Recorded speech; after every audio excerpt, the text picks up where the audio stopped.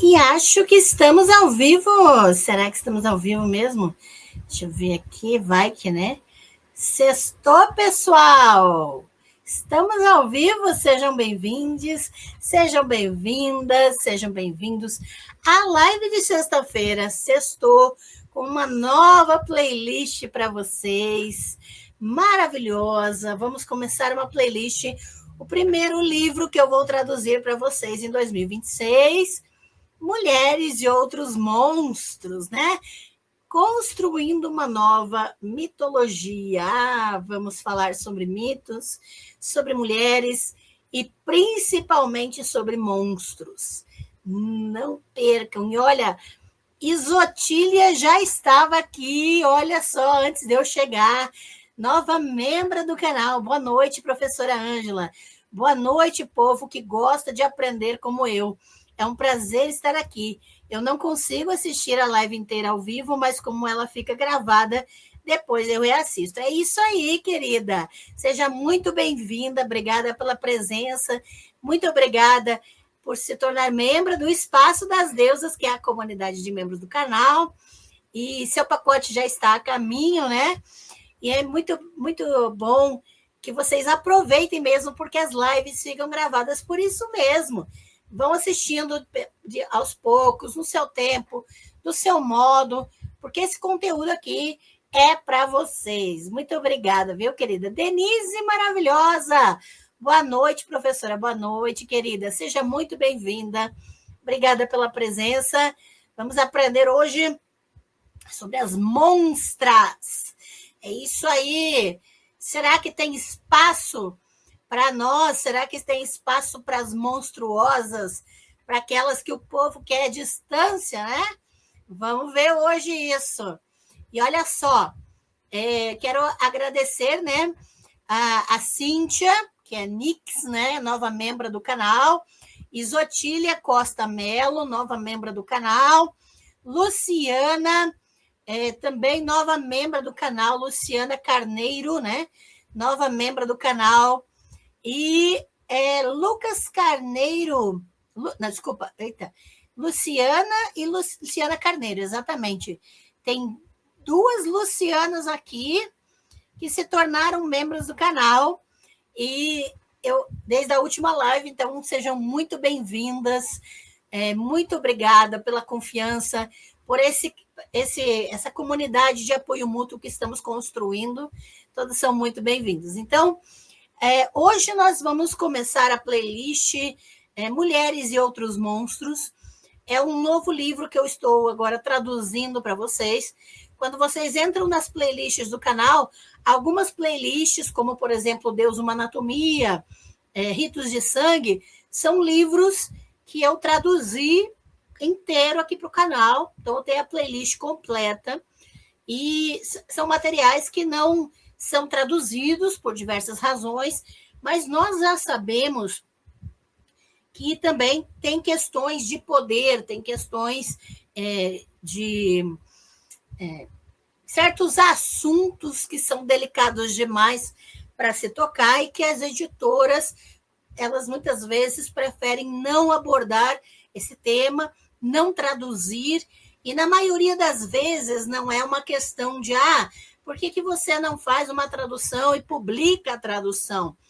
Porque na maioria das vezes os livros que eu estou escolhendo ou já tem uma tradução que está esgotada e que não foi aberta para novas traduções, como é o caso de Ritos de Sangue, ou como é o caso de Deus, uma Anatomia e outros livros. Os direitos do livro não estão mais com a autora, estão com a editora, e essa editora só negocia diretamente com outra editora. Então, realmente existe todo um complexo de poderes que impedem que esse material chegue de forma publicada a nós. Então, por isso, eu trabalho com tradução e explanação de conteúdo aqui no canal, de materiais que são importantes para as nossas pesquisas e que ficam, às vezes, inacessíveis por causa dessas questões todas no caminho. Então, começamos hoje a playlist Mulheres e Outros Monstros. Eu vou começar a projetar os slides, mas quero avisar que, no caso de um livro traduzido, vocês sabem que o Drive do Espaço das Deusas, né? Tem um Drive dos membros do canal que eles acessam os slides.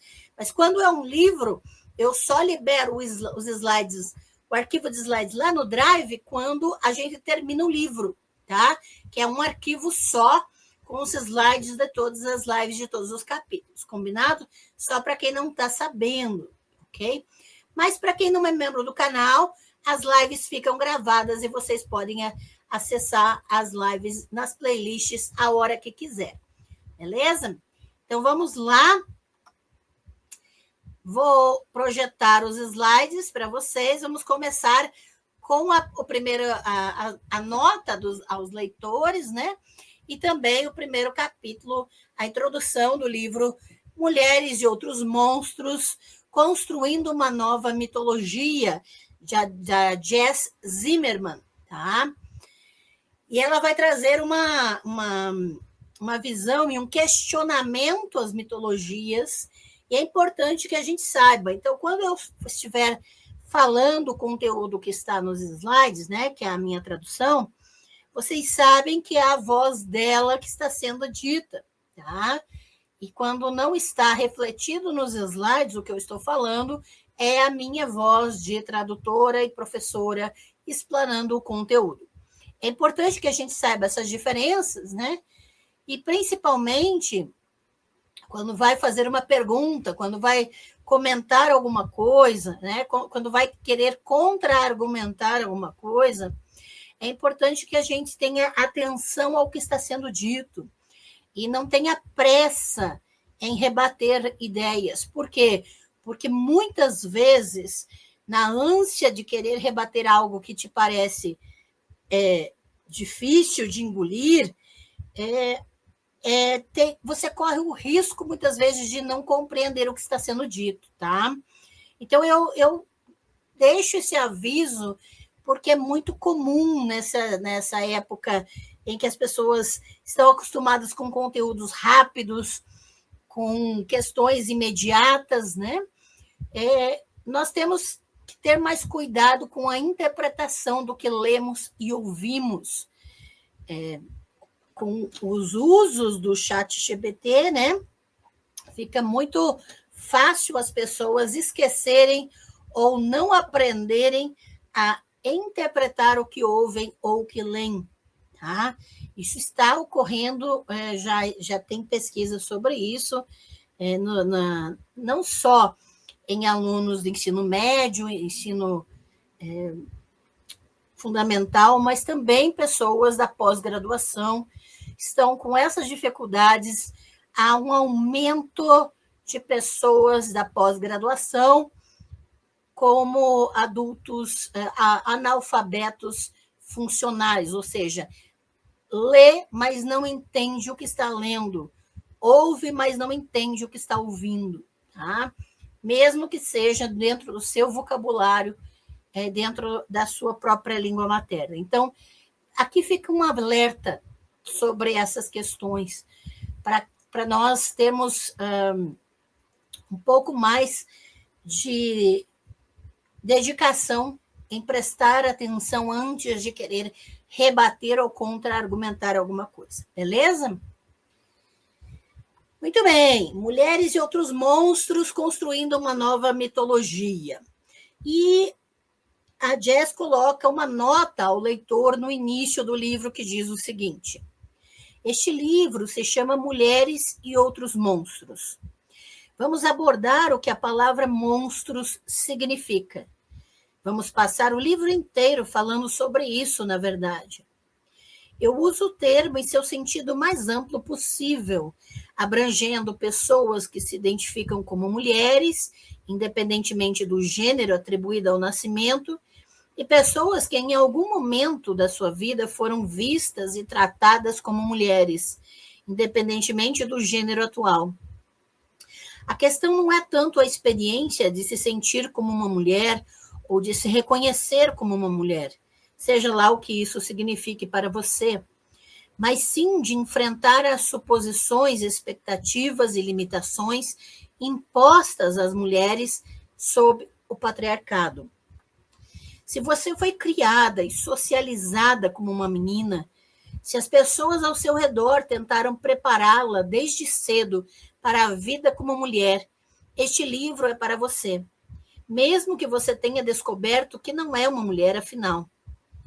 Se o seu corpo ou a apresentação faz com que as pessoas reajam a você como uma mulher, ou reajam a você de maneiras influenciadas pela opinião cultural sobre mulheres, este livro é para você. Embora mulheres trans e pessoas não binárias enfrentem expectativas, restrições e opressões adicionais que eu nem sempre abordo. E, sinceramente, se você foi socializado ou socializada e se identifica como um homem, você também pode encontrar algo aqui para você. Uma das consequências de viver em uma sociedade profundamente misógina é que ser comparado a mulheres é considerado um insulto aos homens. Mesmo homens que sempre foram vistos como homens podem ter ouvido que sua raiva, tristeza ou sexualidade eram de alguma forma femininas demais. Se esse é o seu caso, embora este livro não tenha sido escrito pensando em você, ele não pretende excluí-lo ou excluí-la. Não sou uma classicista, e minha intenção aqui não é oferecer a interpretação mais autêntica desses monstros. Em alguns casos, provavelmente na maioria, seu peso metafórico no livro será diferente do papel que desempenharam na sociedade grega antiga. Só um adendo, gente, muitos mitos que vão ser citados neste livro têm mais de uma versão também na própria mitologia de origem. Então, não adianta vir, mas eu ouvi esse mito de outro jeito. Tudo bem, não tem problema. A autora aqui, ela vai escolher um caminho específico e é direito dela escolher esse caminho. E isso não desmerece as outras versões e nem aquilo que você já conhece sobre esses mitos. O desafio aqui é que você venha mergulhar nessa proposta específica para ter uma perspectiva um pouco diferente da que você já conhece, ok? Aqui, sua imagem, como sobrevive até hoje, a imagem dos mitos, né? Está sendo usada como uma estrutura para discutir o papel cultural atual das mulheres. A lista de obras citadas e consultadas inclui algumas sugestões, caso você queira saber o que os cronistas originais ou os estudiosos têm a dizer. Por fim, muito já foi escrito sobre o uso de nós em ensaios. É verdade que pode ser usado para fazer com que as afirmações abrangentes soem grandiosas em vez de simplistas. Sei que nem todos se sentirão parte de cada nós, mas sempre foi um pronome importante para mim, tanto na escrita quanto na edição. Um reconhecimento de que o trabalho maior é um projeto coletivo. Não há escrita sem um leitor. Então, você e eu somos automaticamente um nós. E em um nível pessoal, sempre tentei escrever buscando compreender o que significa ser humano nessa cultura, nesse tempo.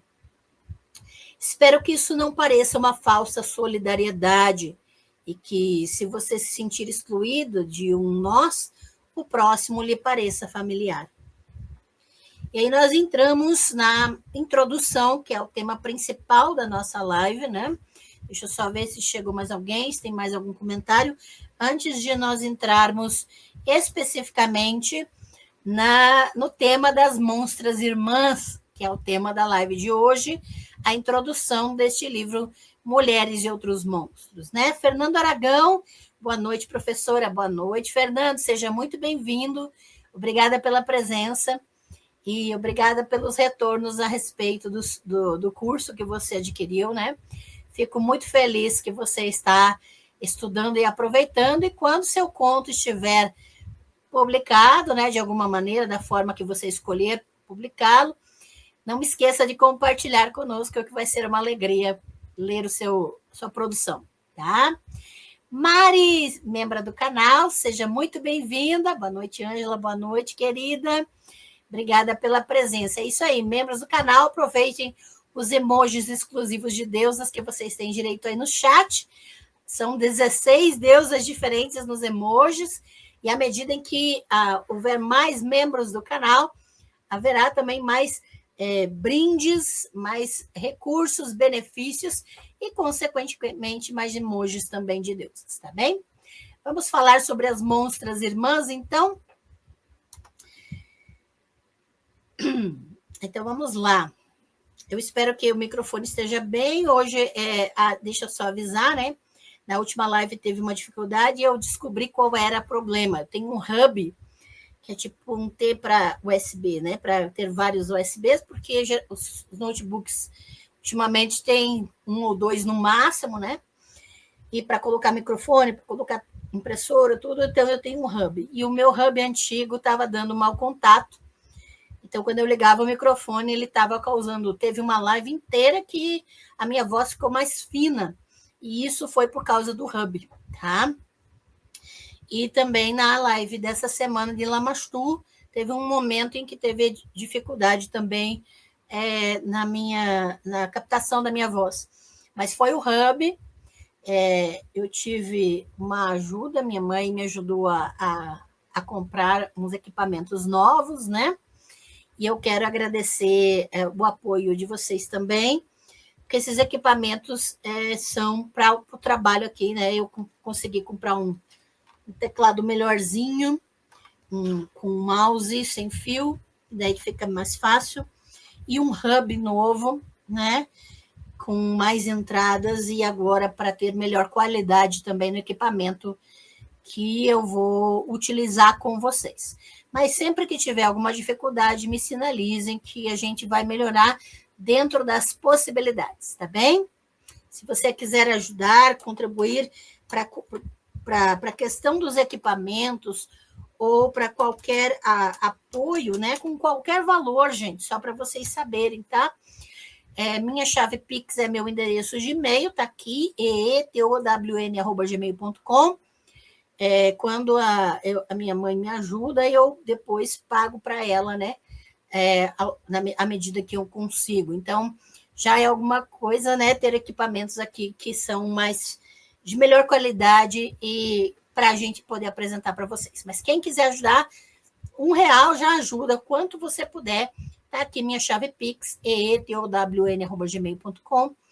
E muito obrigada por todo o apoio, pelos membros do canal também, e com super chat, super stickers nas lives, isso também é uma grande ajuda. Obrigada de coração. Vamos lá, então? Isotília, passando para lembrar vocês de dar like nessa live. É isso aí! Obrigada pela lembrança, Isotília. Já deixa seu like se você está aproveitando o conteúdo aqui no canal. Por gentileza, deixa sua curtida, compartilhe, chame pessoas, depois reassista com grupos para discussão, para reflexão, para pesquisa. Isso é muito importante, tá bem? Obrigada, querida. Vamos lá, então. Isso aí. Então, introdução, monstras irmãs. A primeira coisa que você via ao entrar na exposição Beleza Perigosa, no Metropolitan Museum of Art, né, o Met. Vocês sabem que todo ano tem um Met Gala, né? Então, o museu do Met, né, é o Metropolitan Museum of Art. Teve uma exposição chamada Beleza Perigosa, e a primeira coisa que você via ao entrar nessa exposição era um vestido vintage da coleção Miss SM de 1992, 1993, da Versace. Tiras de couro acolchoado cruzavam o pescoço e o decote de um manequim sem cabeça. Cada tira adornada com uma moeda de latão do tamanho de $1, com a cabeça de uma górgona uivando. Uma brincadeira com o logotipo usual da Versace, o rosto plácido da Medusa. Então, eu tenho uma foto aqui da exposição, né, da modelo, né, ou seja, do manequim sem cabeça com a obra, e você pode ver os botões com as medusas uivando, né? Então, um Gianni Versace, né, que criou essa obra, um vestido outono-inverno, 92, 93, mistura de lã e seda, couro e metal, tamanho G, no centro das costas, de 94 centímetros. Uma doação de Barbara Rochelle Kaplan, em 2004. Tá? Então, essa obra é interessante ela estar na entrada da exposição Beleza Perigosa, né? Essa beleza perigosa, gente, o termo grego seria kalon kakon, tá? Kalon kakon, eu tenho um mini curso só sobre isso, né? Kalon kakon, que é essa beleza perigosa que está nas entranhas da filosofia grega. Essa nuvem que permeia as figuras femininas na mitologia, que são, de alguma maneira, reflexos de estruturas sociopolíticas da época, né, de sua época. O efeito geral era estranhamente militarista, uma espécie visual de dominatrix de luxo. A exposição, intitulada Medusa na Arte Clássica, né, da Beleza Perigosa, era minúscula, escondida em uma única sala no mezanino da coleção de arte grega e romana, ao lado da galeria de estudos. Talvez o vestido estivesse ali para chamar a atenção dos turistas, que por acaso subissem do andar de baixo um amplo pátio interno, onde um jovem Hércules, com um casaco de pele de leão carregado significativamente sobre o braço, encara impacientemente uma estátua de sua versão mais velha. Afinal, esse costuma ser o propósito dos corpos femininos e das roupas que os adornam, especialmente as que destacam as limitações do corpo. Roupas como essa existem para atrair o olhar. Neste caso, porém, os curiosos atraídos pela Miss SM eram levados a uma sala repleta de artefatos que retratavam não apenas Medusa, mas também um grupo de outras criaturas femininas da antiguidade. Rostos de górgonas, tanto as antigas e horríveis, com presas e barbas, quanto as posteriores, cuja plácida simetria clássica é quebrada apenas por algumas serpentes recatadas nos templos. Observavam de telhas, armaduras, taças e camafeus. Uma peça de cerâmica mostrava Aquila, ou Sila, né, com suas pernas de serpente abertas, uma matilha de cabeças de cachorro saindo de sua virilha. Aqui está a imagem, né? A placa com a Sila, é uma placa grega do sul da Itália, helenística, do final do século IV, antes da Era Comum, de terracota e vidro, tá? Aproximadamente com 14,5 centímetros.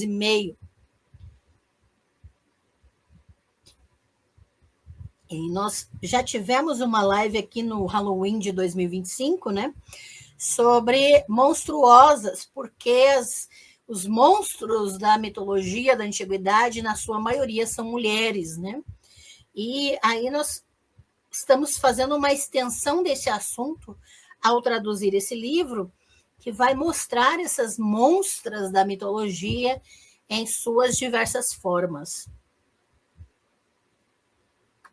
Sereias empoleiravam seus corpos de pássaro em pratos e espelhos. Na lateral de um cálice raso, uma esfinge estava pintada em miniatura, agachada sobre uma vítima masculina que parecia implorar por sua vida.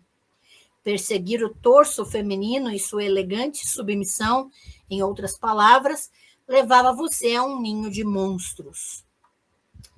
Aqui está a imagem, né? Um grupo escultórico com uma esfinge atacando um jovem tebano. É uma reconstrução, né? e é uma peça romana da primeira metade do século II da Era Comum, uma adaptação de um original grego de cerca de 430 antes da Era Comum. Aproximadamente com 75 centímetros de altura, tá? E o comprimento das extremidades da asa, 110 centímetros. O comprimento da rocha, 85 centímetros. Só para vocês terem uma noção do tamanho da peça, tá? Não é muito grande, mas já traz uma imagem extremamente interessante dessa beleza perigosa, né? As 60 peças da exposição tinham o objetivo de rastrear a maneira como Medusa e suas contrapartes se tornaram sujeitas, apesar de sua monstruosidade, aos princípios da beleza. Um pingente de ouro com o rosto de uma górgona de 450 antes da Era Comum mostrava uma criatura com uma expressão carrancuda, dentes afiados, língua protuberante, testa franzida e queixo nodoso. Aqui está o pingente em forma da górgona, né? Do grego cipriota, do período clássico, né? Cerca de 450 antes da Era Comum, pingente de ouro. Tá? Bem pequeno, de 2,9 centímetros a 1,8 centímetro, né? Mas a expressão dela já é uma expressão que vai causar uma sensação diferente em cada um de nós, né?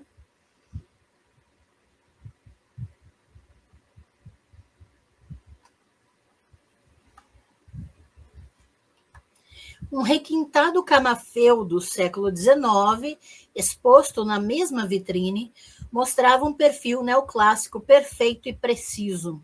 Ou seja, ela se parecia um pouco com Graham Chapman, mas esse era o estilo da época. Além de uma espiral de serpente no topo da cabeça, como um fascinador, e outro nó semelhante a um lenço sob o queixo, ela não tinha marcadores visíveis de monstruosidade. Você facilmente a confundiria com uma moça recatada, com cabelo boêmio e gosto peculiar para acessórios. A filha mais nova de Downton Abbey, talvez. É o camafeu com a cabeça de Medusa, nesse caso, né, feito na Itália, em Roma, do século XIX, tá? Com uma pedra de ônix. E se não prestar muito atenção nas cobras da cabeça, vai parecer apenas uma donzela, né?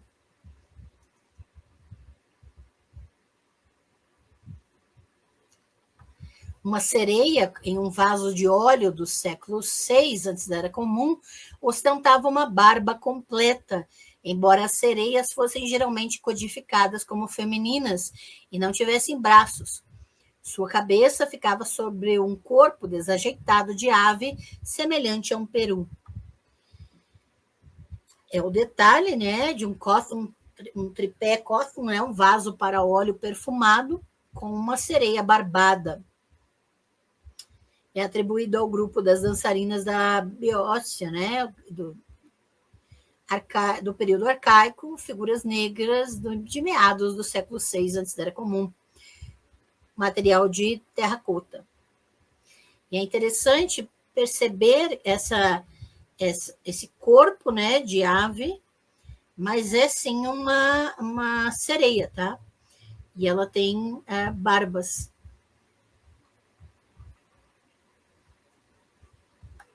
Na diagonal havia uma xilogravura francesa de 1910, na qual uma sereia, apesar de ter desenvolvido braços de urso e uma cauda de peixe para combinar com suas asas, ainda era retratada como uma bela figura feminina de seios nus, com uma coroa de cabelos esvoaçantes. De Rodolphe, né? As sereias de 1910, uma xilogravura. E é interessante essa combinação, mas para manter o que a sociedade da época entende como beleza, apesar de todas essas combinações de animais, de pedaços, de formas de animais, as asas, os braços de urso, a cauda, né?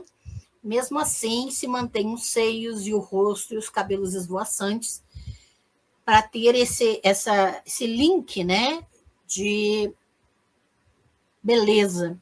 Até a sereia que está mais ao fundo também mantém os seios à mostra e de forma em evidência, né, mais evidentes, para manter essa linha de interpretação.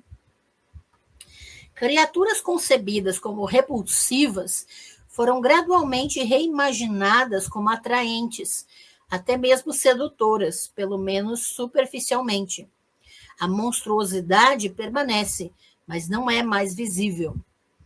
Então, são figuras da mitologia que posteriormente vão ser caracterizadas com aspectos de beleza.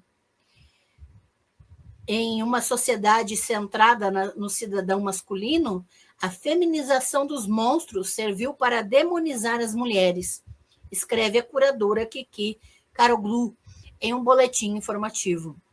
Os monstros posteriores não apenas parecem mais bonitos e mais femininos, eles parecem mais humanos, reforçando a ideia de que a monstruosidade é, de alguma forma, a condição natural da mulher humana.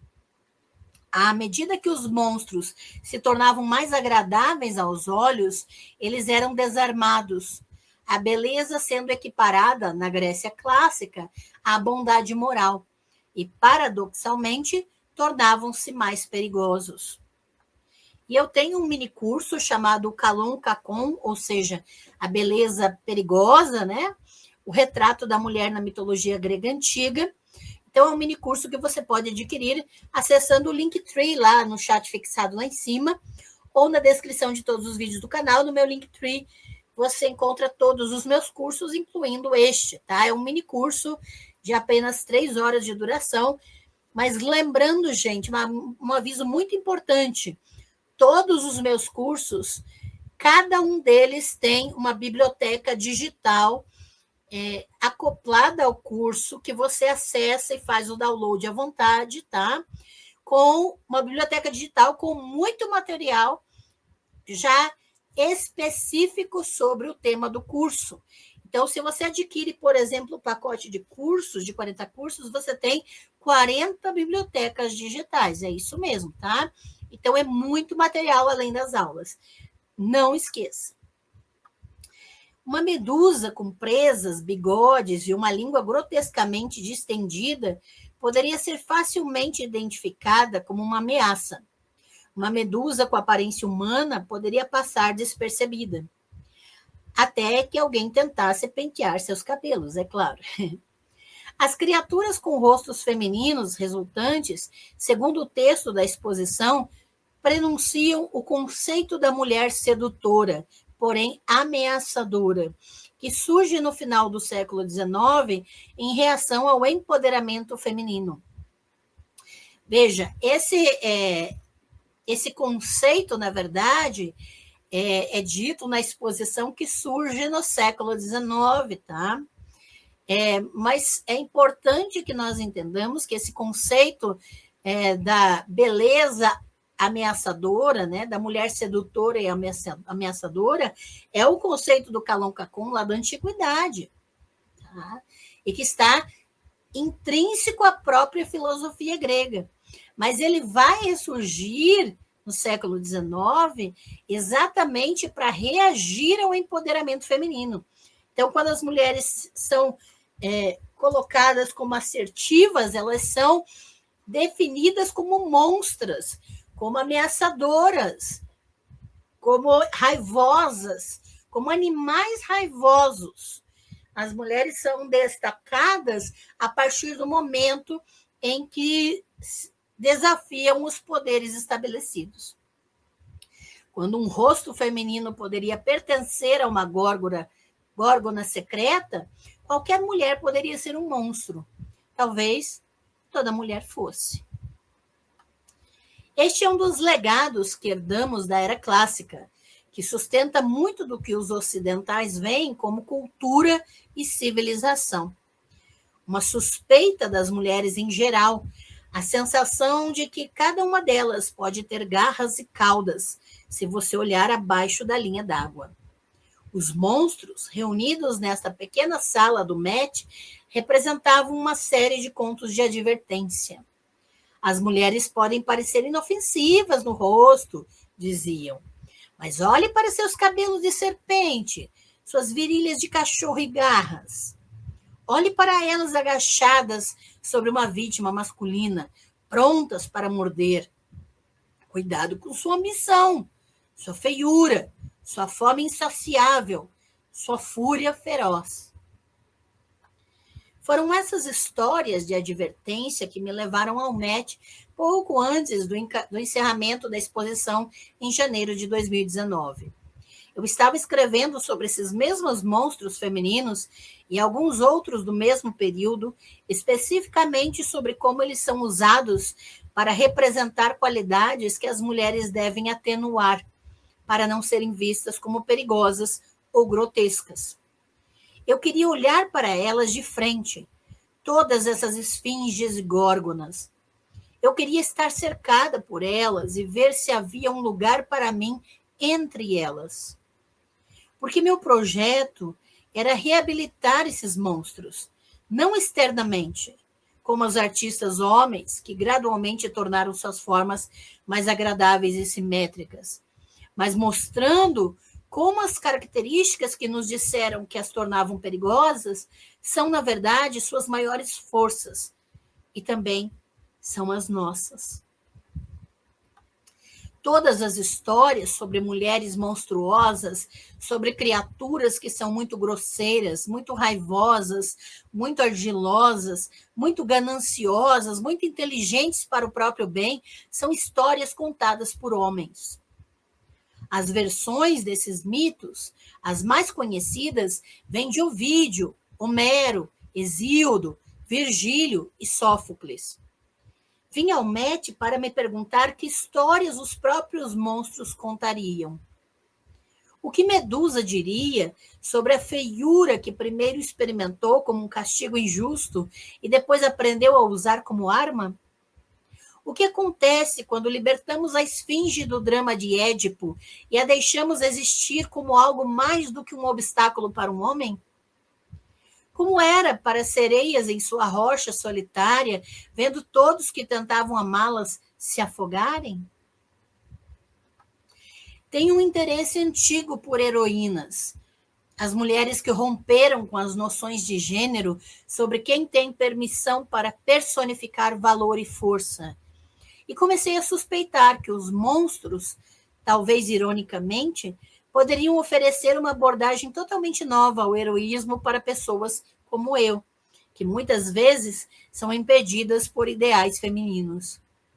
As qualidades que consideramos heróicas na cultura ocidental, coragem e fortaleza, altruísmo e nobreza, firmeza de espírito e vontade, não são exclusivas dos homens. Pode-se argumentar que elas nem sequer são características. Mas nos mitos, folclore e literatura dominados por homens que definem nossa cultura, elas foram anexadas como traços masculinos. Nós ainda temos dificuldade em criar ou consumir histórias sobre mulheres valorosas, a menos que elas também exibam as virtudes, entre aspas, femininas, apelo sexual passivo e fragilidade que exige resgate. Em um herói, esses são defeitos. Assim, qualquer heroína que tente incorporar ambos contém as sementes da sua própria ruína. A heroína pode erguer as amarras da feminilidade e levá-las consigo em aventuras, mas isso não é o mesmo que se libertar. Pense naquele vídeo da internet de um cachorro fofo correndo por um restaurante dentro de sua gaiola de plástico, empurrando-a com o nariz a uma velocidade impressionante, enquanto seu dono tenta acompanhá-lo. Você pode arrastar sua gaiola por aí, mas ainda é uma gaiola. Na faculdade, eu era particularmente fã da donzela guerreira de Edmund Spenser, Britomart, né? Que usa uma armadura, carrega uma lança, parte em missões e até resgata donzelas. Mas, eventualmente, até Britomart volta ao seu papel de princesa, esposa e mãe de uma linhagem de nobres britânicos. Sua missão, em geral, era encontrar o homem que vislumbrou em um espelho mágico e por quem se apaixonou. A parte de resgatar donzelas era apenas uma missão secundária. Aqui está a capa do livro, quem tiver interesse de ler, Britomart, de Edmund Spenser, né? Leia pensando nessas questões. Avançando apenas alguns séculos, Lilu, no filme O Quinto Elemento, é talvez meu exemplo favorito da heroína arruinada por sua própria feminilidade. Ela é concebida como um ser perfeito, com habilidades sobre-humanas, tanto em luta quanto em intelecto, mas passa a maior parte do filme em um pequeno maiô estilo Borat, e no final precisa ser resgatada fisicamente por um homem e ter um propósito despertado pelo interesse sexual dele. Sua capacidade de salvar o universo é neutralizada até que Corbin diga que a ama. E sejamos honestos, ele não está falando sobre a profunda conexão emocional entre eles. Eles mal se conhecem e Lilu não fala nenhuma língua humana. Ela é muito bonita, no entanto. Então é óbvio que quando ele fica, né, fascinado por ela, a gente já sabe pelo que ele está fascinado. Porque essa é a forma com a qual ela é representada em boa parte do filme. Dessa forma, esse quinto elemento, que tem muita gente fala, o amor é o quinto elemento, porque, no fim das contas, ela precisava dele, e coisas assim. Sim, estou dando spoiler. Por quê? Porque se você chamar isso de amor, eu peço que você reveja os seus conceitos, tá? O tanto de falta de conhecimento eles têm entre si. Não estamos mais em 1590, nem mesmo em 1997, e as coisas estão melhorando para a heroína. Mas transcender verdadeiramente as expectativas culturais impostas a uma mulher, ser atraente e sexualmente disponível, mas não muito disponível, nunca ofuscar os heróis masculinos, deixar-se transformar em um prêmio no final, é tão raro que, quando acontece, muitas vezes encaramos com suspeita. Como assim Furiosa e Mad Max nunca transam? Isso é um filme. Se você quer conhecer uma heroína que não é um prêmio de um homem no final, assista Mad Max Estrada da Fúria, com o foco em Furiosa, tá? Ela, sim, e você percebe que o fato dela ter um braço mecânico, de alguma forma, a conecta com a monstruosidade, com essa beleza monstruosa. Então, hashtag fica a dica. E se a heroína realmente se liberta das restrições que sua feminilidade supostamente lhe impõe, as próprias virtudes heróicas que ela incorpora muitas vezes se transformam em monstruosidade. No poema épico inglês antigo Beowulf, o herói homônimo é descrito como um aglica, uma palavra cujo significado exato nós desconhecemos, né? O aglica, mas que geralmente é traduzida como algo como herói ou guerreiro. O antagonista de Beowulf, o monstro Grendel, também é descrito como um aglica, que, em seu caso, geralmente é interpretado como demônio ou monstro, ou algo semelhante. O que os dois têm em comum é a sensação de serem impressionantes ou formidáveis. Então, é provavelmente mais ou menos isso que a glica significa. Mas a palavra tem uma forma feminina, a Glickwith, e o texto antigo também contém uma Glickwith, a mãe de Grendel. Não há ambiguidade nessa palavra, não da forma como chegou até nós.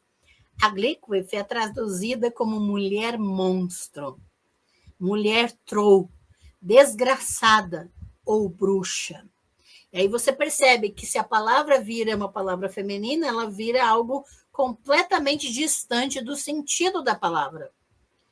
Em outros contextos, with, que também é usado para descrever a mãe de Grendel, denota especificamente uma mulher humana. E ainda assim, como se não bastasse a indignidade de ela ser sempre chamada de mãe de Grendel, né?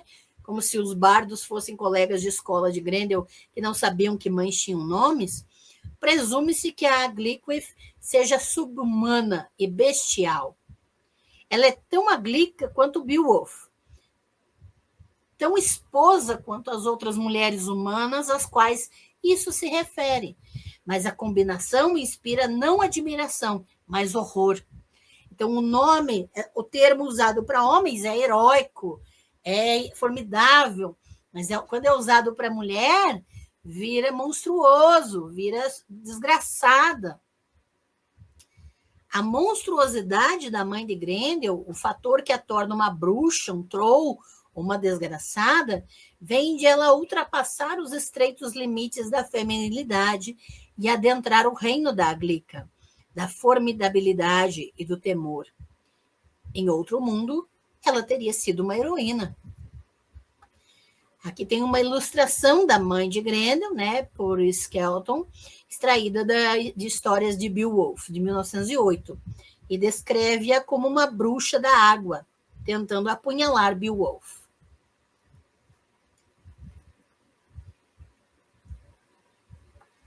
Havia alguns motivos pelos quais eu me interessava por esses monstros em particular, os da exposição do Met e seus equivalentes na antiguidade.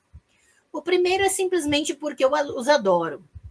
Fui criada com o livro dos mitos gregos de Dallaire,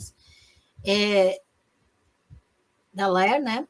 Meu exemplo de infância, que meus pais ainda, meu exemplar de infância que meus pais ainda têm, está sem as duas capas e partes do índice e ostenta várias ilustrações coloridas a mais do que outros exemplares, porque eu rabisquei com caneta permanente quando tinha 4 anos.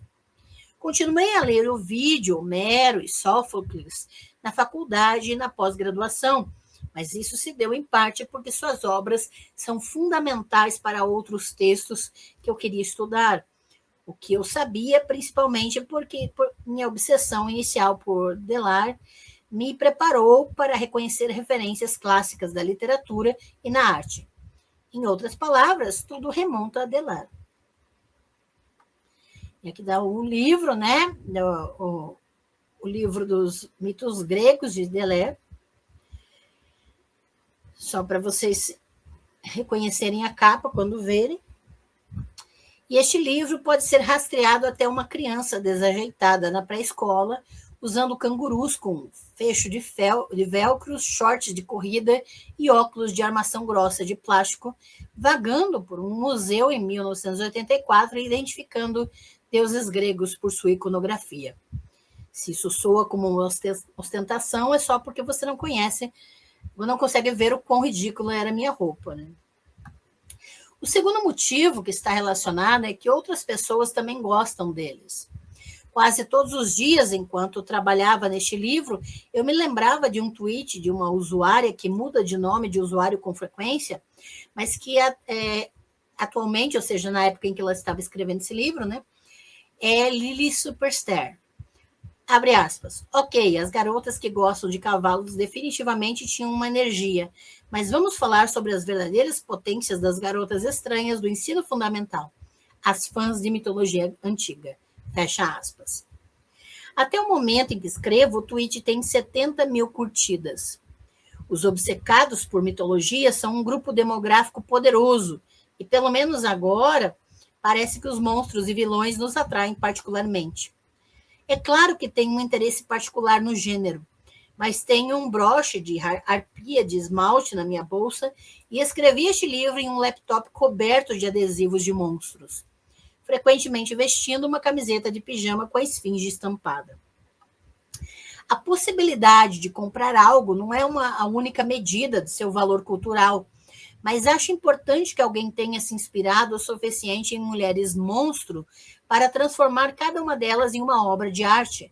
O broche da arpia estava disponível em um pacote com 3, junto com uma esfinge e uma sereia, e acreditado o suficiente em sua popularidade para transformar essa arte em um produto. Para um exemplo menos mercenário, considere a escultura de Luciano Garbati, da Medusa com a cabeça decepada de Perseu. Atenção, não sei se vocês conhecem essa escultura, a Medusa com a cabeça decepada de Perseu, que apesar de suas proporções de modelo de biquíni e pubis curiosamente sem pelos, tornou-se um símbolo feminista popular em 2018, estampada nas redes sociais para declarar que as mulheres estavam revidando. E aqui está a estátua de Medusa em homenagem ao movimento Me Too em Nova York, né? Essa estátua está em tamanho natural, na frente de um prédio importante em Nova York, e é muito interessante essa inversão, né? Ela foi instalada em Nova York no dia 13 de outubro de 2020, em um parque perto do tribunal onde o produtor de cinema americano Harvey Weinstein foi condenado a 23 anos de prisão por estupro e ato sexual criminoso de mulheres em março do mesmo ano. Tá? E só para que vocês vejam, né? Eu tenho uma réplica dessa estátua com o rosto um pouquinho diferente, porque eu pedi, feita pela artista Paula Turriani. Eu pedi que ela fizesse o rosto um pouquinho mais raivoso. E a Paula Turriani fez, né, essa peça da Medusa com a cabeça de um homem, pode ser de Perseu, pode ser de qualquer homem, na verdade, né? Então, é importante que vocês saibam que existe essa possibilidade. Se você quer encomendar as suas peças, né? Você pode seguir Paula Turriani no Instagram, eu a sigo, e encomendar com ela as réplicas de suas peças, né? Lembrando, gente, que o mito de Medusa é um mito que tem várias versões. Inclusive aqui no canal tem 2 vídeos de leitura da semana, que toda quinta-feira sai vídeo de leitura da semana, na playlist de leituras, né? E eu já fiz 2 leituras referentes à Medusa. Uma da Natalie Hines, que ela vai fazer uma versão da Medusa, da sua história, né? E o outro é um livro infantil que eu leio na íntegra, né? Da história da Medusa para crianças. Porque não sei se vocês sabem, uma das versões do mito é ela ter sido, ela era sacerdotisa da deusa Atena e era dedicada exclusivamente, né, a Atena e preservando a sua virgindade. E Poseidon, o deus das águas, dos mares e oceanos, ele estupra Medusa, né? Numa das versões do mito, e por causa disso, a deusa Atena transforma Medusa no monstro que ela se tornou, que então faria com que os homens ao seu redor se tornassem pedra ao olharem para ela, né? Então, muitas pessoas interpretam esse mito como um mito de rivalidade feminina, como se a deusa Atena a transformasse com um tipo de ciúme ou alguma coisa assim, quando, na verdade, quem realizou o abuso, a violência, foi Poseidon, né? Entretanto, se você pensar, existe também a questão, também não, talvez exista a questão, de que Atena deu a Medusa a maior arma que ela poderia desejar contra homens, né? Então, ela ela petrificaria homens, né, protegendo a si mesmo. E após a morte de Medusa, quer dizer, a decapitação de Medusa, não exatamente, ela não morre exatamente, né? Se vocês assistiram a Fúria de Titãs, já sabem mais ou menos, Perseu vai lá, vai decapitar Medusa e usa a cabeça de Medusa para destruir um dos grandes monstros de Poseidon. Então, a própria Medusa acaba sendo um instrumento para humilhar Poseidon, destruindo um dos seus principais monstros.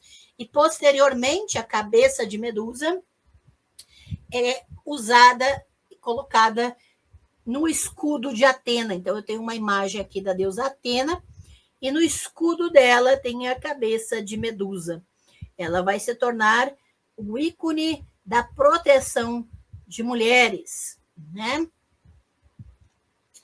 A Mari Campos, membro do canal, seja bem-vinda, obrigada pela presença, querida. Mari, maravilhosa essa estátua de Medusa em Nova York. Sim. Fernando Aragão, eu sou fã da Medusa, desde o episódio do Popeye que eles se enfrentaram. Eu tinha uns 8 anos na época e torci pela Medusa. É isso aí. Então, eu recomendo, né? E eu coloquei já na descrição aqui da live, e vou colocar para quem quiser, né? Primeiro, eu vou colocar o link do curso do Calon Cacon, em que eu coloco especificamente, né? Falo sobre esse aspecto da beleza perigosa dentro da filosofia e das mitologias gregas, né? As mulheres. E aí eu vou colocar também a leitura da Semana de Medusa, a história que não te contaram, da Agnes Arruda. Já tem live com a Agnes Arruda aqui no canal, tá? Parceira maravilhosa. E eu coloco aqui no chat para vocês o link da leitura da semana da história infantil de Medusa. Então, é uma ferramenta, eu estou fazendo um parênteses importante, porque como explicar para meninas, como explicar para crianças que elas precisam se proteger de abusos, que elas precisam reconhecer um abuso. E a Agnes Arruda, ela coloca... Tem a leitura da semana, eu fiz a leitura do livro completo dela, o livrinho infantil dela, com a história de Medusa, tá? Que ela vai ensinar para a criança a se proteger de abusos através da história de Medusa. Então, eu coloquei no chat e está na descrição da live também aqui o link, tá? E é importante que vocês podem usar esse vídeo para as crianças, para falar sobre o mito de Medusa. Ângela, como é que fala do estupro ali? Na historinha, a Agnes Arruda usa o beijo, tá? Como um símbolo do que aconteceu, e não fala da relação sexual, tá? Ela fala do beijo. Ela fala que Medusa, então, teve um beijo roubado, né? Poseidon realizou isso nela. Então, ela ameniza um pouco a linguagem, o que acontece no mito para as crianças, mas o livrinho é lindíssimo e ainda é uma ferramenta de proteção para as crianças, para reconhecerem abuso, tá bem? E denunciarem para que sejam protegidas.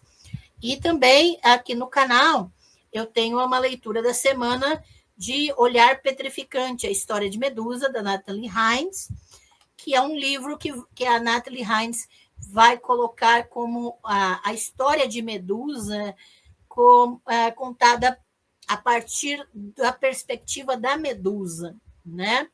Então, eu coloquei aqui no chat também, para que vocês tenham, mas também está na descrição da live, para que vocês possam aproveitar. Tá? O mini curso que eu forneço é o Calon Cacon, Retrato da Mulher na Mitologia Grega Antiga, que você pode adquirir também acessando o Linktree, que está lá no chat fixado lá em cima, ou na descrição de todos os vídeos do canal, tá bem? Mas eu coloquei no chat, para quem quiser já guardar, já salvar os links, beleza?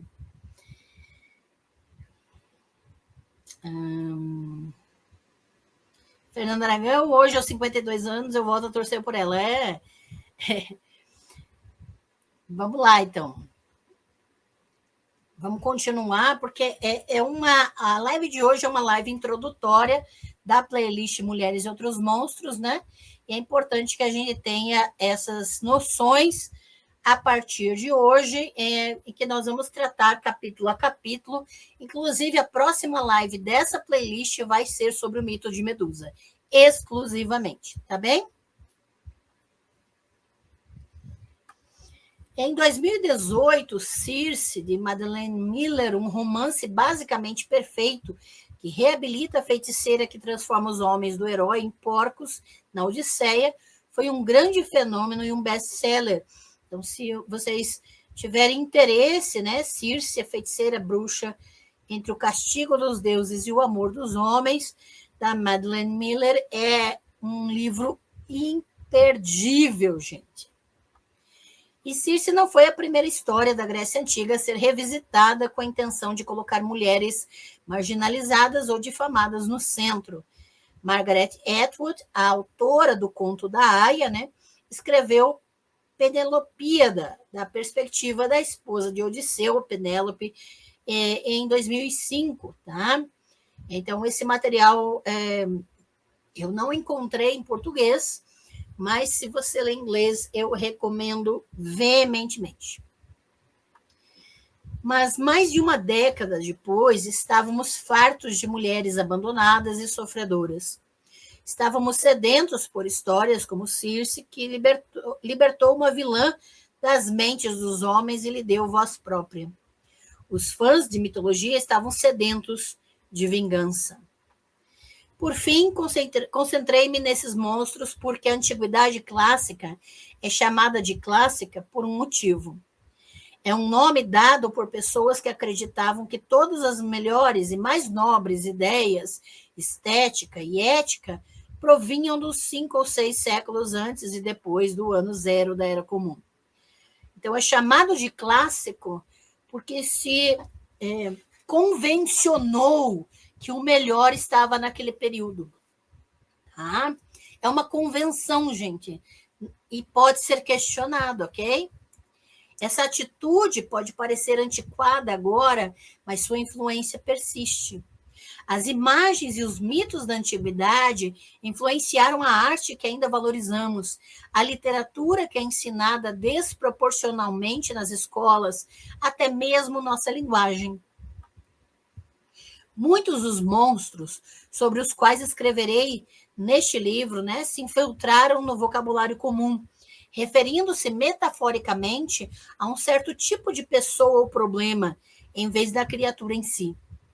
Quando uma mulher é chamada de arpia, górgona, ou menos depreciativamente sereia de cinema, quando você está entre Scylla e Caríbdes, quando um problema que piora, quanto mais você tenta resolvê-lo, é uma hidra, quando uma questão insolúvel é o enigma da esfinge, isso é evidência da influência desproporcional do folclore clássico. Os monstros deste livro fazem parte do mito que influenciou a cultura dominante atual quando ela estava sendo construída. Estas são as histórias que o patriarcado conta a si mesmo antes de dormir.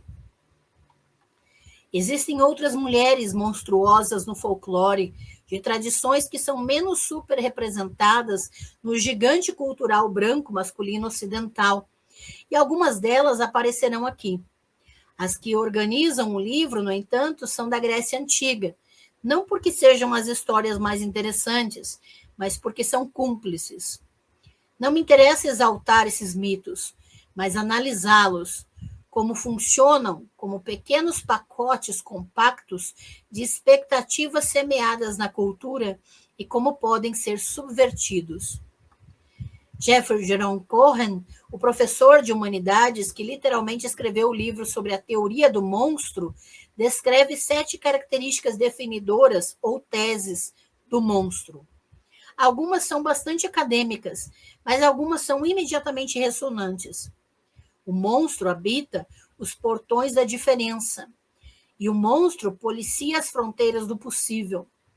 Os monstros são sinalizadores, em outras palavras, para separar o aceitável do inaceitável, o permitido do proibido. E aqui, só para vocês saberem, a capa do livro da Teoria do Monstro, né? Do Jeffrey Jerome Cohen.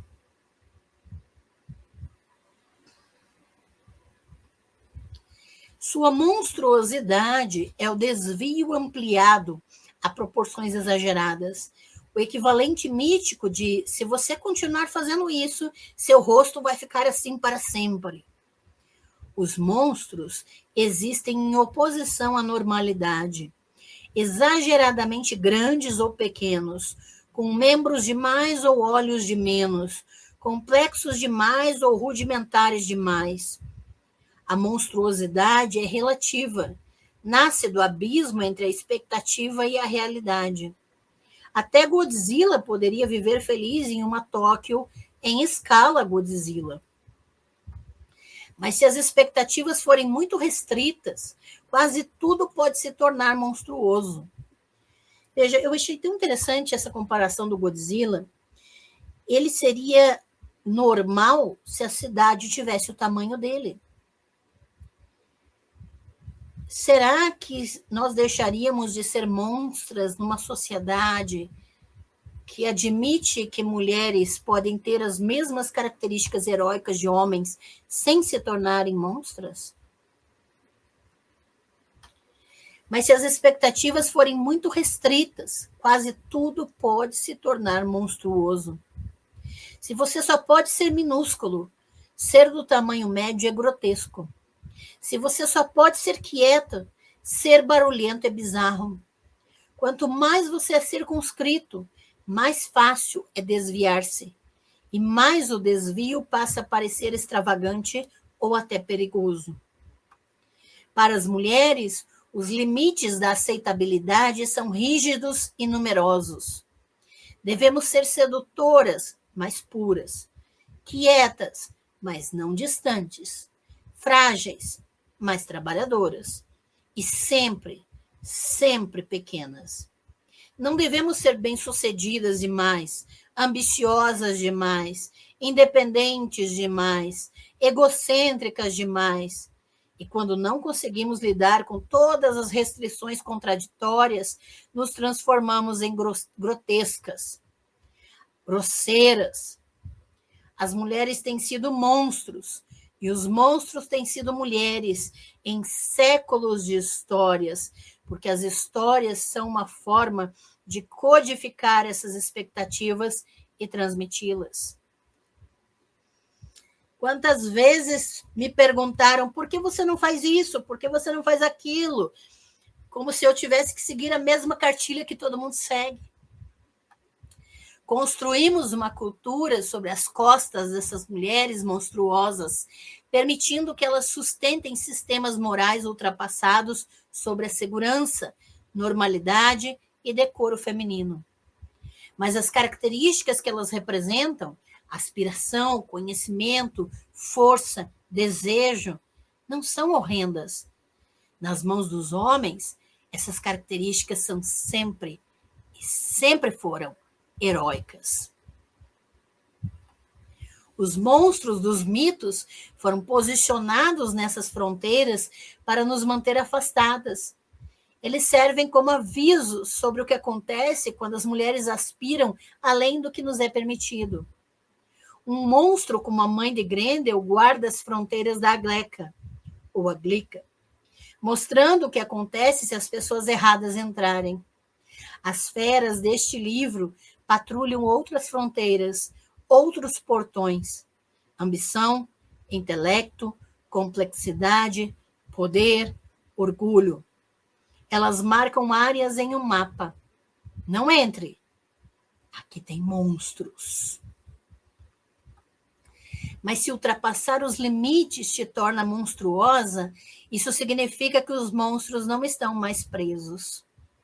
O que acontece se atravessarmos os portões e descobrirmos que viver do outro lado, em todo o nosso excesso, a nossa exuberância, desproporcionais, arrogantes e complexas como somos, significa viver plenamente pela primeira vez?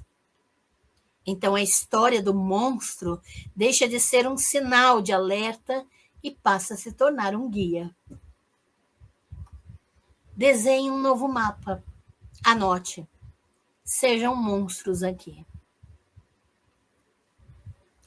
E essa é a introdução do livro Mulheres e Outros Monstros, né? Lembrando que ela coloca obras de referência e obras consultadas em vários capítulos, no geral, uma pequena referência, né? Que eu estou projetando agora, mas ela também coloca os recursos organizados por ordem de aparição dentro de cada capítulo, e eu estou projetando agora as referências usadas para essa introdução Monstros Irmãs, especificamente, tá? Lembrando que nossa próxima live dessa playlist, o segundo capítulo de Mulheres e Outros Monstros, chamado Como Transformar um Homem em Pedra, não percam esse guia, gente, vai ser no dia 6 de fevereiro, às 19 horas. Essa playlist vai encher a nossa vida e a nossa alma de satisfação. Vamos construir uma nova mitologia. E aí, gente, vai aprender a se reconhecer como monstra e não mais nos permitir que nos limitem das nossas características. Lembrando que semana que vem, dia 21 de janeiro, às 19 horas, teremos a live Inteligência Artificial em uma Guerra Bíblica, o caso de Gaza. É uma playlist específica que iniciaremos no dia 21 de janeiro, na quarta-feira, sobre inteligência artificial e Gaza, tá? E o conflito em Gaza. Não percam, vai ser a primeira live dessa nova playlist.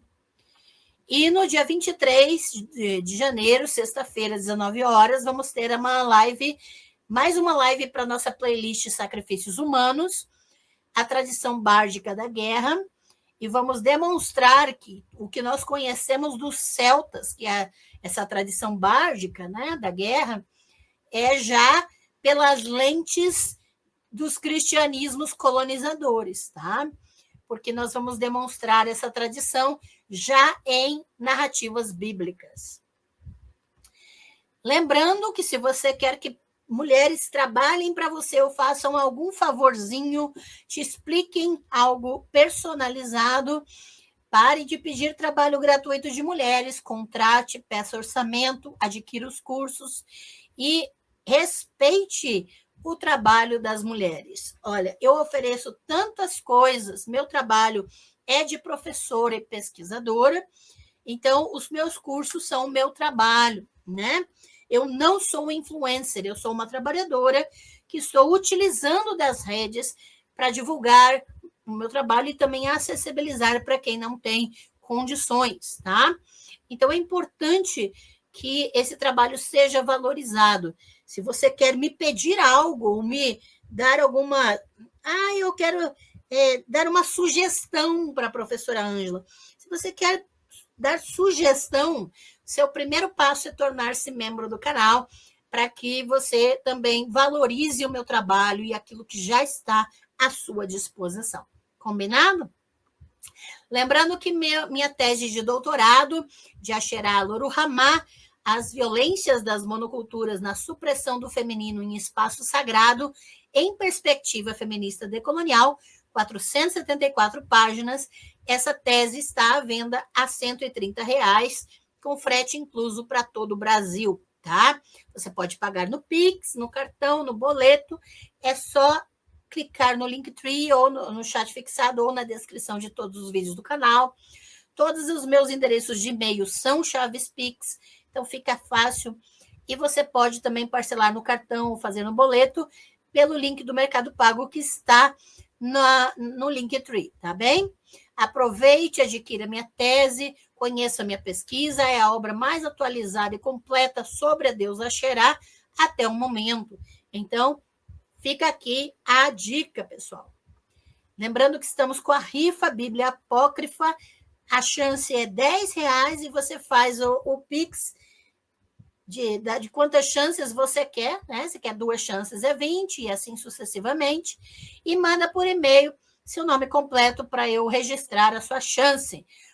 Lembrando que o sorteio vai ser dia 25 de janeiro, às 17 horas, Todo último domingo do mês tem sorteio de livros e cursos aqui no canal. Todo último domingo do mês, hein? Tem live de sorteio para membros, para apoiadores da campanha do Apoia-se, para alunos de 2 cursos, e em janeiro ainda vai ter o sorteio da rifa. Então, aproveite! E lembrando que nós temos uma parceria com a livraria independente Nigra Corodistro, que também fornece materiais para os pacotes de mimos dos membros, né?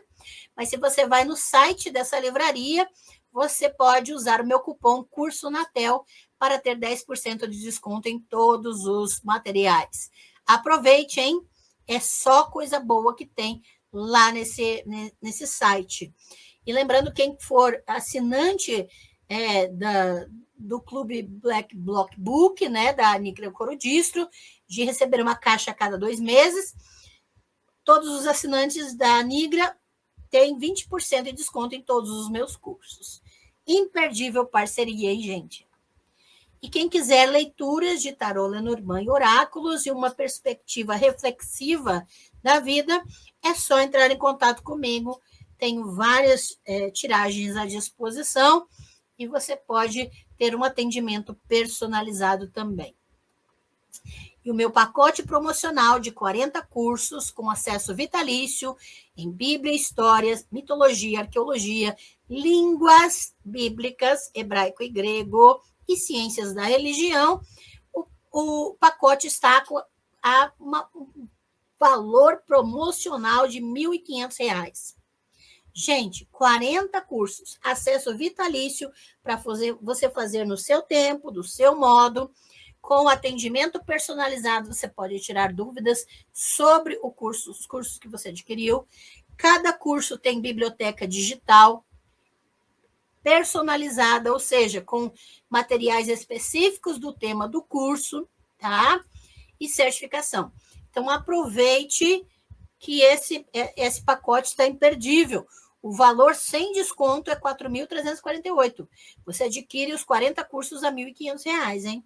E se você adquirir agora, em janeiro de 2026, você ainda ganha de brinde os 2 volumes da Arqueologia das Terras da Bíblia, do professor José Ademar Keffer, que são volume 1 e 2, né, que são fundamentais também nas pesquisas. Não é sorteio. Adquirir o pacote de cursos agora, em janeiro de 2026, ganha automaticamente esses 2 livros. Então, quando você faz o pagamento, manda por e-mail para mim seu nome completo e endereço dos Correios para receber seu brinde. Beleza?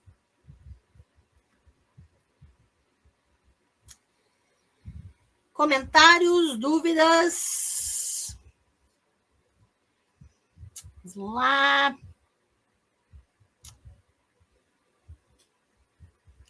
Maria Helena Amaral, li o livro da Medusa por indicação sua, querida mestra. Mais que excelente. Também adquiri Circe depois da sua orientação. Livreira Cósmica. Ai, que delícia, Maria Helena. Ai, adorei saber disso. Olha, é um melhor que o outro, né? É fantástico. Esses livros são incríveis. Obrigada pelo carinho, membro do canal. Obrigada pela participação aqui na live. Aproveitem, revejam a live. Quem não viu, entra e pesquisa a live Monstruosas aqui do canal, que é uma live de Halloween que eu fiz em 2025, né? Falando, já dando uma introdução a esses monstros e também falando sobre Lamashtu, porque eu dei fiz aquele aperitivo, né? Para 2026 a gente começar com tudo, com a playlist Lamashtu, com esse livro que eu estou traduzindo agora para vocês. Gente, hoje foi a introdução. Próxima live nós vamos falar especificamente de Medusa, como transformar homens em pedra. Não percam! Denise, que live maravilhosa, um tapa na cara. Ai, nem me fale, Denise. É bem assim mesmo, acho que você resumiu, viu? Mas é aquela coisa, todas as características dos grandes heróis das mitologias, quando são colocadas em mulheres, elas viram monstras. Né? Se elas têm essas características, elas não são descritas como heroínas. E é interessantíssimo isso. E agora está na hora da gente se assumir como monstras, né? Exatamente isso. Nós somos essas monstras e vamos aprender com elas também. Isotília, eu quero ler o livro da Circe. Que difícil colocar todas as leituras em dia. Ainda bem que tem essas lives para me ajudar a conhecer mais livros. Olha, aqui no canal tem uma playlist chamada Leituras da Semana, tá? Deixa eu mostrar aqui para vocês, que eu acho que é, né, para quem está chegando agora, para quem está conhecendo o canal agora, é importante, né? Deixa eu mostrar aqui para vocês. Então, vocês estão aqui na live, né? Vocês vão para o meu canal, clicam no meu nome, vem para o canal, e aí tem as playlists, né? Você clica nas playlists e, ó, né, tem... a gente vai começar com a live semana que vem, e a violência sagrada e guerra, o caso de Gaza, né? Então, tem as playlists específicas, e quando você vai descendo nas playlists, olha o tanto de playlist que tem aqui, gente. Tem a playlist... Deixa eu ver aqui. Aqui. Desceu aqui. Leituras da semana, Ângela Natel. Leituras da semana. Tem 365 vídeos. Estão vendo aqui, ó? 365 vídeos. Já faz tempo, hein? É um por semana. Tem várias playlists, gente. A playlist só live são todas as lives do canal em ordem cronológica, tá? Tem as playlists de cursos de Josué, de personagens do Pentateuco, Ataqui, Amós. Tem várias playlists específicas. O Deus, uma Anatomia é um livro que a gente já traduziu aqui para o canal. A nossa playlist Sacrifícios Humanos, que já tem 59 vídeos, olha só. E, então, aproveitem. Só quando você quiser só ouvir as lives, só ouvir conteúdo, tem aqui o podcast Pedaços de Humanidade, tá? Que aí é só conteúdo para ouvir. Está incluído aqui as nossas lives, tá? Mas no começo tem muitas reflexões, tem poesia minhas, de minha autoria. Então, tá tudo aqui, beleza? Então, aproveitem as playlists, gente. Aqui tem a playlist também da minha tese, né? E vocês vão conseguir dar conta, assim, aos poucos, do seu tempo, do seu modo. Não se cobrem, porque o importante é vocês aproveitarem, tá? Revitalizador, boa noite. Seja bem-vindo. Boa noite, professora Ângela. Boa noite. Bom estar aqui contigo. Muito obrigada. Suíca, boa noite. Seja bem-vinda, querida. Obrigada pela presença. Denise, ansiosa pelas próximas lives. Eu também. E vamos ser monstras com orgulho. É isso aí. É nós e a Medusa aqui, né? Estamos juntas carregando a cabeça de quem nos restringir e nos ferir, né? É isso aí. Muito obrigada pela presença de vocês, obrigada pelo carinho. Aproveitem, né? E revejam e compartilhem essa live para que a gente continue construindo conteúdos de qualidade. Hoje foi uma introdução, mas iniciamos essa playlist com coisas maravilhosas. Ótimo final de semana para vocês. Nos vemos na quarta-feira. Lembrando que geralmente as nossas lives são quartas e sextas. Fiquem sempre ligados, né? Também tem uma aba de vídeos ao vivo ali que as lives já estão agendadas. Nesse fim de semana eu pretendo agendar mais lives para frente. E a boa notícia é que vai ter mais uma monstra aqui no canal. A partir de fevereiro, nós teremos Inês Barreto numa live mensal aqui. Todo mês vai ter uma live com ela, abrindo o mês. Então, já se preparem que a gente vai construir muita coisa massa. Beijo, pessoal. Obrigada pelo apoio, pelo carinho e até a próxima. Tchau.